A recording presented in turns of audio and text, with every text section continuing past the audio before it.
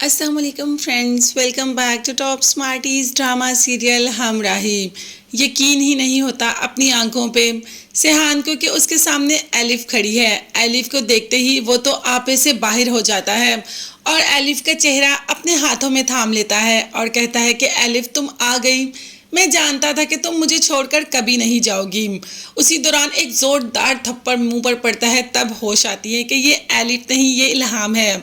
इल्हाम कह देती है कि मैं एलिफ नहीं इल्हाम हूँ और यहाँ पर तुमसे अपनी बहन के खून का बदला लेने के लिए आई हूँ। सेहान ने कहा कि बहन की मौत क्या मतलब? हाँ तो मेरी बहन को तुमने मारा है और देखना तो मैं बिल्कुल भी नहीं छोड़ूंगी। सेहान तो ऐसी बातें कभी सोच भी नहीं सकता, इतनी मोहब्बत करता था एलिफ से कि शायद ही कोई कर पाएगा। अब गुल को भी पता चल जाता है कि आखिर ये दोनों एक दूसरे को कैसे जानते हैं। तब इल्हाम बताती है कि ये मेरी बहन का शौहर था और उसने मेरी बहन को मारा, जबकि ऐसा तो सेहान कर ही नहीं सकता। गुल भी तो काफ़ी देर से सेहान के साथ है, अब उसे भी सेहान की बातों का, उसकी हरकतों का अंदाज़ा हो ही गया। वो इल्हाम से कहती है कि सेहान ऐसा नहीं, बल्कि वो तो हर वक्त चुप चुप खोया खोया किसी की यादों में रहता है, और जो हर वक्त किसी की यादों में खोया रहे, क्या वो कभी ऐसी हरकत कर भी सकता है? मैं नहीं मानती कि सेहान ने ऐसा कुछ किया होगा। भाई सेहान ने नहीं किया, यूसुफ गाजी ने तो किया है। तो अब ज़करिया की शामत आ जाती है। यूसुफ गाजी ज़करिया को कह देता है कि इल्हाम के साथ भी वैसा ही होना चाहिए जैसा एलिफ के साथ हुआ। आज तक एलिफ की मौत का किसी को पता नहीं चल पाया, ऐसे ही इल्हाम की मौत का किसी को पता ना चले, और मैं नहीं जानता कि ये सब कैसे होगा।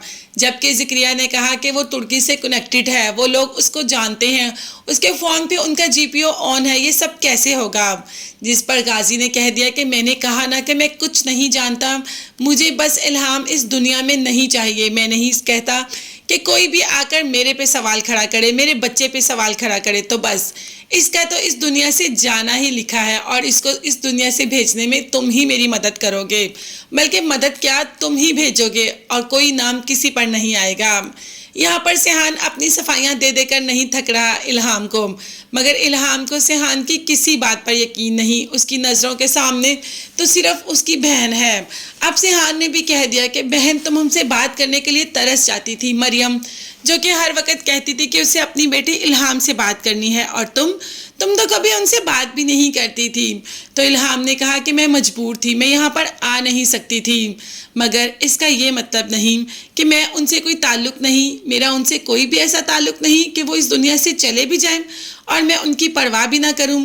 तुम्हें तो मैं उनकी सज़ा ज़रूर दिलवाऊंगी, तुम्हें तो मैं वहाँ लेकर जाऊंगी जहाँ पर तुमने मेरी बहन को मारा।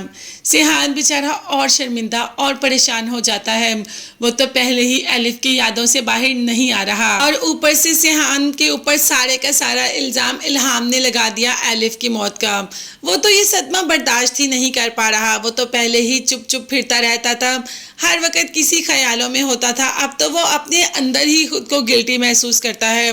उसे पहले भी लगता था कि एलिफ के साथ कुछ ना कुछ गलत ज़रूर हुआ है, एलिफ कभी भी ऐसा कुछ नहीं कर सकती, मगर अब तो उसे इस बात पर यकीन हो गया, बल्कि वो इल्हाम का साथ देने को तैयार है। उसने इल्हाम से कह दिया कि मैं हर कदम पर तुम्हारा साथ दूंगा, तुम जैसा कहोगी हम वैसा ही करेंगे, अगर तुम पोस्टमार्टम का कहोगी तो मैं तुम्हारे साथ हूँ। इल्हाम को थोड़ा थोड़ा यकीन आ भी रहा है सेहान पर, मगर जैसे ही अपनी बहन का चेहरा सामने आता है तो सेहान से और नफरत शुरू हो जाती है। अब देखते हैं कि ये नफरत कभी मोहब्बत में भी बदल पाएगी। ये देखने के लिए चैनल को सब्सक्राइब कीजिएगा। नेक्स्ट वीडियोस तक के लिए अल्लाह हाफिज़, बाय बाय एंड टेक।